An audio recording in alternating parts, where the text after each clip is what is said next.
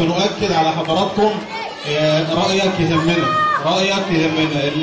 الناس معاها الاستقبال الصغير دوت، يعني لو في حسنة تكتبها، لو في سيئة تكتبها وتؤخذ في الاعتبار. وجزاكم الله خيرا. مع النشيد والأخ صهيب، واللي حافظ النشيد ممكن يردد إن شاء الله. غرد يا شبل الإيمان، غرد واصدح بالقرآن. غرد يا شبل الإيمان، غرد واصدح بالقرآن. فيه الحق وفيه النور، فيه اللؤلؤ والمرجان. فيه الحق وفيه النور، فيه اللؤلؤ والمرجان.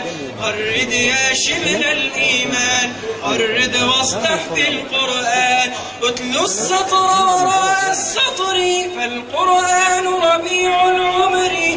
اتلو السطر وراء السطر، فالقرآن ربيع العمر. والقرآن شفاء الصدر، فيه الرحمة والغفران.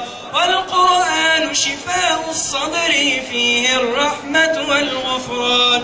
غرد يا شبل الإيمان، غرد واصدح بالقرآن. غرد يا شبل الإيمان، غرد واصدح بالقرآن. غرد يا شبل الإيمان، غرد واصدح بالقرآن. فيه الحق وفيه النور، فيه اللؤلؤ والمرجان. فيه الحق وفيه النور، فيه اللؤلؤ والمرجان.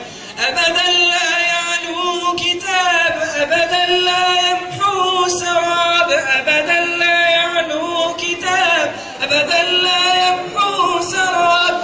أنزله رب وهاب، رب تواب رحمن. أنزله رب وهاب، رب تواب رحمن. غرد يا شبل الإيمان، غرد واصدح بالقرآن. غرد يا شبل الإيمان، واصدح بالقرآن. غرد يا شبل الإيمان، غرد واصدح بالقرآن. فيه الحق وفيه النور، فيه اللؤلؤ والمرجان. فيه الحق وفيه النور، فيه اللؤلؤ والمرجان.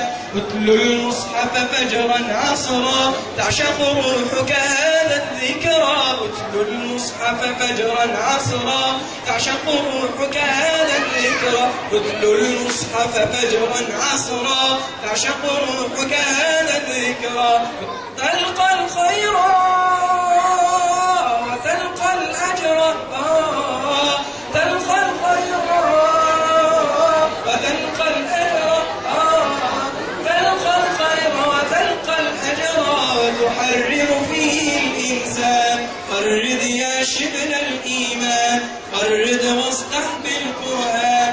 غرد يا شبل الإيمان، غرد واصدح بالقرآن.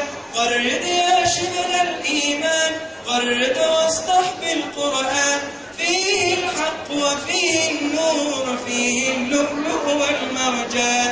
فيه الحق وفيه النور، فيه اللؤلؤ والمرجان.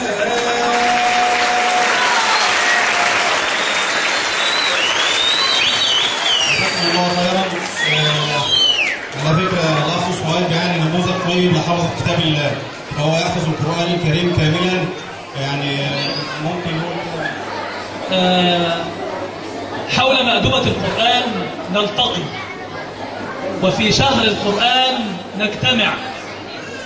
فما أجمل اللقاء أن يكون في شهر رمضان وفي الليلة الأخيرة منه.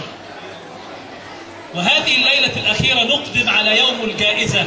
يوم الجائزة هو يوم عيد الفطر، يوم الجائزة لمن صام، يوم الجائزة لمن تلا القرآن.